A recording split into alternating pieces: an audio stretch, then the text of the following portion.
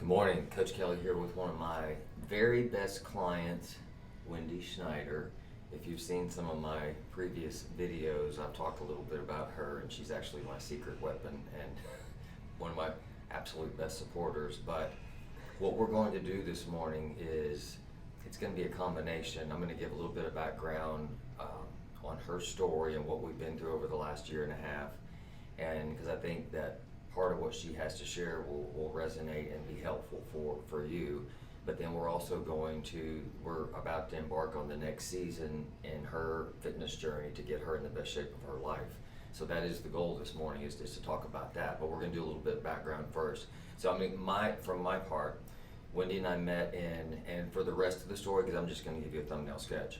For the rest of the story, for the rest of the story, if you go to my YouTube channel, the video, your value is not tied to a number on the scale. That is our working story together. But we met in April of 2022. We worked all of last year together. She made amazing progress.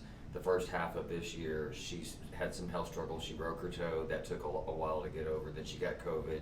Her job whipped her butt the first half of the year. But we have 100% health. Job is smoothed out, and now we're ready to embark on the next season in her fitness journey. So before we dig in, do you have anything that you want to share? It's been a really great experience to work with Kelly. Over the last year, we've made tremendous progress, and before I started working with him, I was really struggling to get where I wanted to go, and I felt like I was eating right, and I was working hard, and I just really wasn't seeing the results I wanted to see. So when he came up to me for the first time and said, "Hey, I'm going to offer you, a consultation, let's talk and see if working together would be good." I was so taken back by that, because I was like, who is this guy and why does he want to talk to me? But we ended up having the consultation, and the rest is history. So here we go. So what's the biggest difference between your relationship with food from where we started? So Wendy's lost a little over 40 pounds. When we first started, she was at 211. She's down now in the high 170s. And again, she made a lot of progress last year. But what's the difference between your relationship with food now versus before we met? Well, now the way I feel about food is I really don't even think about it. Before, it was something that I kind of always thought about, because I wasn't really sure what I was doing or why I was doing it. And really, to a degree, at certain times I would struggle with the way I felt. And so I would, look for food to comfort me in ways that weren't very healthy. And like I said, it wasn't necessarily that I was eating bad food, I just wasn't eating a balanced diet to help me really optimize my best self. So. Okay, so again, we got down, her lowest was around 176 earlier this year. And so the challenge was, again, broke toe, COVID, job. So your body can only handle so much. And so over the holidays, because I put a stop on her weight loss progression last November. I said, we're going to take a break over the holidays, just let your mind and body rest. And we did that. It's just coming out of the holidays, then she broke her toe, and that just perpetually set us back. But now, ready to move forward again. But she did get down to about 176. But so, given the progress that you made last year, and now we're back in good health and ready to move forward, why move forward? Why go beyond what's driving you to want to be better than you are now? Frankly, this may sound a little cliche to some people, and you may hear it from a lot of people, but really there's never any end to bettering yourself. It is a day in and day out process. Some days you're not going to feel like your best, you're not going to want to be your best, you're not going to show up, but you got to do it anyways. And I think that's one of the biggest things that I've learned from Coach Kelly, is it's not just all about the food or the exercise. There's so much more. It's sleep, it's stress. I mean, your whole life, it really does intertwine and reflects and bounces off each other. And so you got to know how to manage that. Okay. So the last time that she weighed was a couple of weeks ago, and she's about 177. So she's doing very well to maintain, given all that she's gone through the last 6 months. So given that, where are we going? And I've always told her in the video, your value's not tied to a number on the scale. For Wendy, it's more about how she looks in the mirror. It's not that there's any magic in 170 or 165 or whatever. It's not the number, but still having a target to shoot for, thinking that getting to that number, that should be, just to give it, just a target, nothing more, just have a target. So now you're sitting here around 177. Where do we want to go? I think we're shooting for, 165 to 170. Definitely at the moment we're shooting for 170. It seems like a really realistic goal. 7 pounds, that could take, I would say on the, good side or sustainable side, probably 7 to 12 weeks, just that, I would say that's a safe amount, about a pound a week, maybe, may take couple more weeks than that. You never know. You just kind of have to be realistic about your goals because the little ones count too, so. Well, and to speak to that, I just did a video a few days ago, just for your benefit. When you're seeking to lose body fat, 1 to 2 pounds a week, that's your sweet spot, 1 to 2 pounds a week. Anything more aggressive than that, then you run the risk of losing muscle mass. And when you lose muscle mass, you damage your metabolism. And that's not a good thing, because if you go off of the diet that caused that in the first place, your metabolism just doesn't reset just because you go back to eating the way that you were before, nor does the muscle mass just jump back on your body. You gotta earn that in the gym.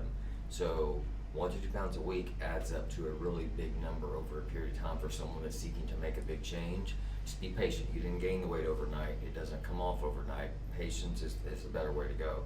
So what is work, because I'm gonna take her through what she's doing right now, just to refresh, because we've not done this in a while. She's been running on autopilot. I'm gonna take her through a day in the life, and then we'll talk about what tweaks, but bottom line, I've gotta lower her intake a little bit from where she is right now, and she can do it. So what are we having first thing in the morning? First thing in the morning, pre-workout. Yeah, pre-train. Pre-train is my pre-workout with water. Always have a sufficient amount of water before I come to the gym and while I train. Okay. And then post-workout? Post-workout, I have 2 scoops of protein, whey isolate protein, and a scoop of collagen.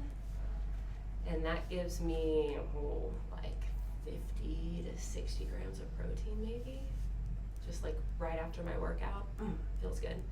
Okay, and then what's next? And then about an hour or so later, between 8 and 9, I have my breakfast, which throughout the week is normally 2 slices of Dave's Killer Bread, the thin sliced, and 2 eggs, half a cup of egg whites, spinach, and whatever my serving is of cheese. I just kind of sprinkle it on, so. What kind of cheese? The cheese you recommended, it was like maybe the 2%. I've slept since then. It was like the 2%. Is it shredded or hard? It's shredded. Okay. We can change that up though, I like all cheese. So when it comes to dairy, and it's what I recommend to all of my clients, you need fat, good grief, you need fat, don't be afraid of fat. But I shy away from full fat dairy for the most part. It seems that most of my clients are seeking to drop weight, and so we want to optimize everything that you put in your mouth. So think whole milk, 2%, 1% skim. Cheese is the same way, full fat, light, no fat. I typically recommend that just that 2% low fat. It's still gonna taste good, it still melts, it still has, non-fat cheese doesn't even act like real cheese when you try to melt it. Yeah. But it still has good taste, and it still has a little bit of fat content. That tends to be what I recommend. We'll flash it on the screen. Okay. So what's for lunch? I just want to add really quick. So on the weekend, I normally have scrambled eggs, 2 slices of turkey bacon, and then a slice and a half of Dave's Killer Bread cinnamon raisin. Because, love my cinnamon raisins. So that's just on the weekend. That's usually, or like if I'm home. Like my other breakfast was my on the go. The other one is like if I'm home. Okay. And then for lunch. Yes.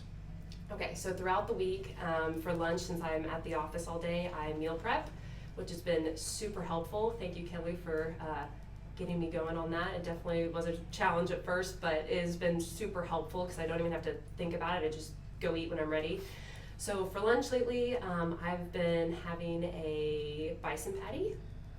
So, and I make this all myself. So a bison patty, I'll put like some shallots in it, seasoning, and my serving of that, you know, is about 6 ounces uncooked. And then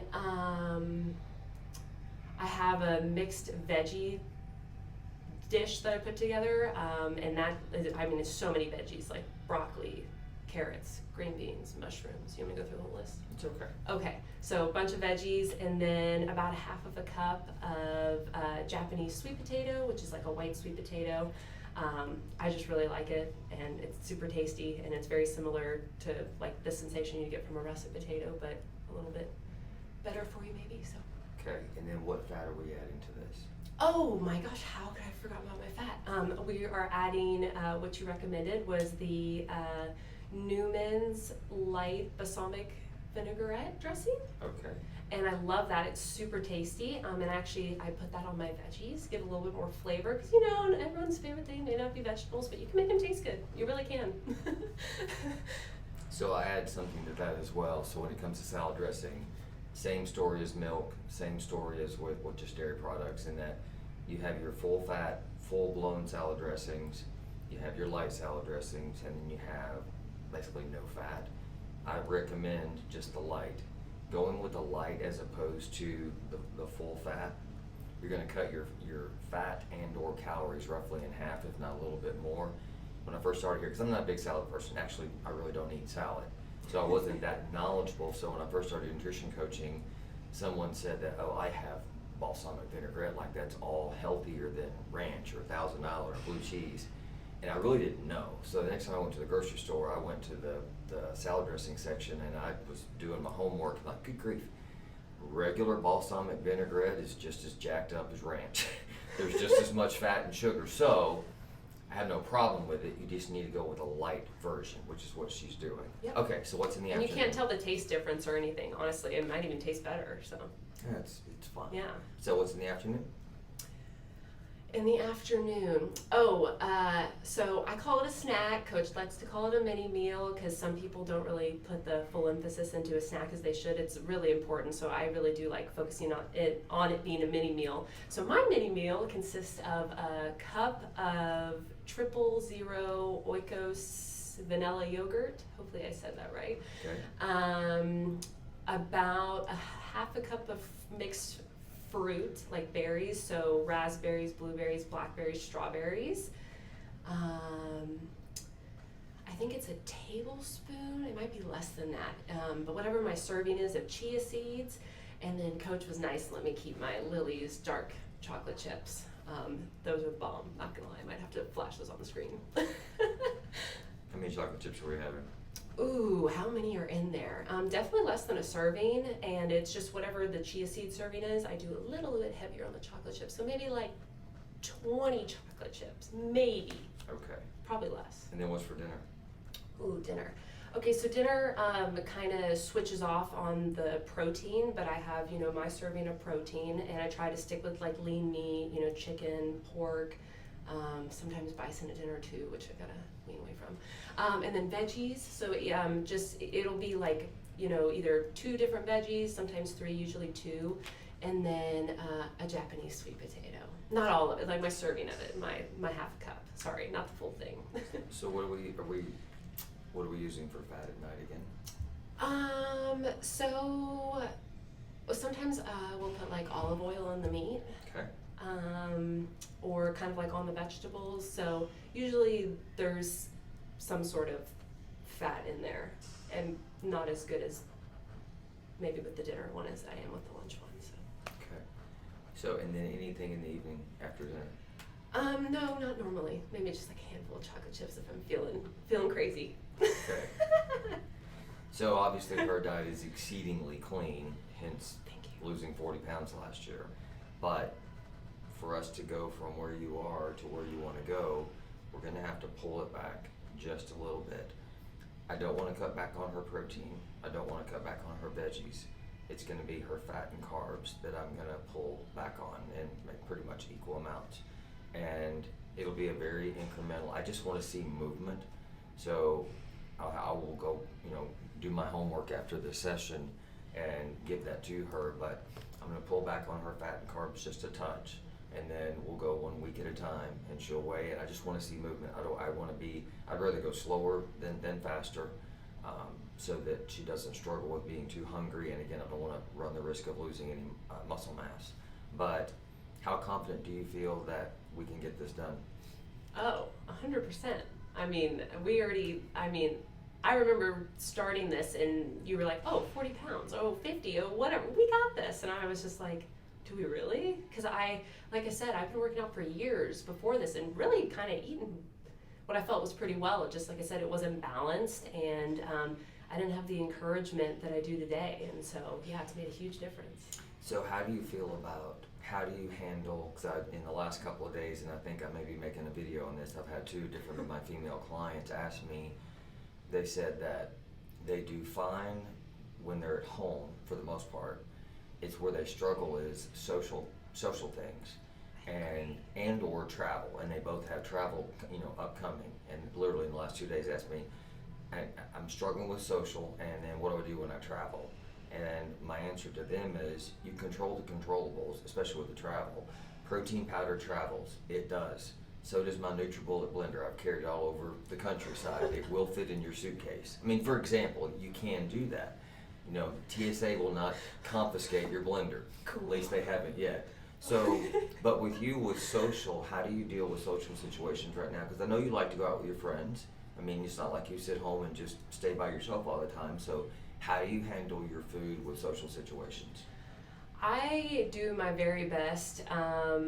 Luckily, in most social situations, I'm at a place where I really can find something that aligns more with what I normally eat, so I don't really feel as much pressure. But there are times where I'm out with like some of my friends, and we go to places where, like for example, on Wednesday I went out with a friend and we went to eat at an Italian restaurant, and I don't think there was a salad on the menu. At least I couldn't find it. I don't know if it was written in Italian or what, but so I ended up having gnocchi. I had like just a plate, and to me that was like a full thing of carbs, which is something that I would never normally eat.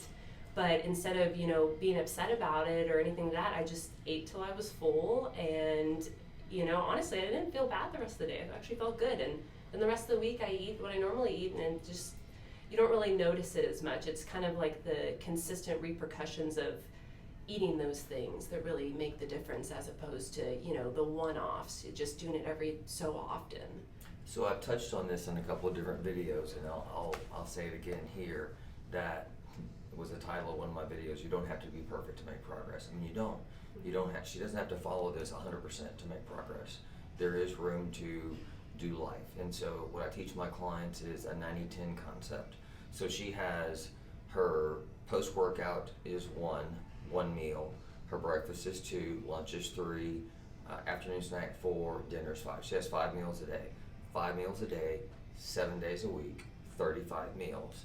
If she is compliant 90% of the time, 10% of 35 is roughly, it's 3.5, so 3 to 4 meals.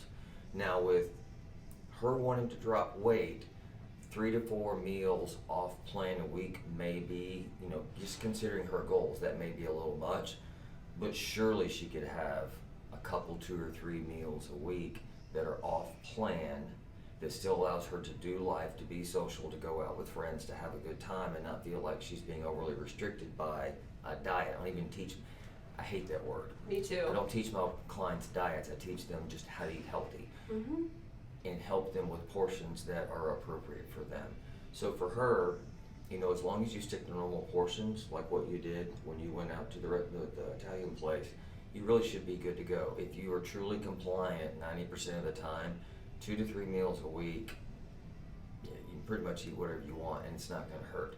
That allows you to do life, to be sane, stay sane, but just stay emotionally happy with yourself and your relationship with food, and be able to go out and do things with others and just not feel overly restricted. So you feel good with that concept still? I've literally done that throughout my whole workout journey. Like, I am here to tell you, like, you can do that. You can eat 2 or 3 meals off your plan and still make progress. I don't suggest like trying it out and like pushing to do that necessarily. I really do feel that it's better to, you know, cook your own food, and cook at home is also a little bit cheaper. But you don't have to let the mental guilt come into play. You really can allow yourself to live, because that's the whole point of working with Kelly, is helping you to live your best life. He really does. He's all about it.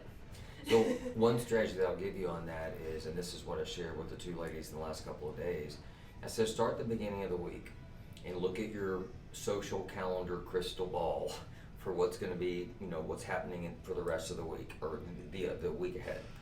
And let's say you have dinner with friends on a Thursday night, and it's date night on Saturday night, and you're doing something on Sunday. Well, there's 3 right there. Mm-hmm. And if you're having 2 to 3 meals a week, well, you just identified them. So that means the rest of the week we need to be on plan, because you've already identified where you're not going to be able to eat your normal food. So to look at a week at a time like that, as opposed to just flying by the seat of your pants, because if you had something off plan on Monday and Tuesday just because, and holy smokes, you've got multiple social things that you really do need to be a part of later in the week, then you put yourself upside down. So look ahead, and the better you can get at planning in advance when you want to have those meals, it really will work out better for you. And both of those ladies, they thought that was a great idea. I mean, that really made them feel better. That's what I do. Mine are all planned. Than what they're doing. So, I feel like we know what our goal is 165 to 70. I'm going to go back and tweak your food, and I'll send you that today. Do you have any questions for me, and we'll wrap this up? And I'll put you on the spot. Yeah, woo! No, we've done this a lot, so I don't necessarily have any questions. I guess the only question I do have is just I am likely going to change up maybe the type of carbs or the type of protein I'm eating, and so we can talk about that. I changed some of my vitamins and things like that, but just off-topic things. So I hope this added value. Stay tuned. We will do a follow-up video when she gets down. Let's say when we bust 170. Yeah. We'll do a follow-up video and just report back on the progress that she's made, and what just everything that happened, you know, along that journey. We will be sure to share. Yeah. See you in 10 weeks. All right. Thank you.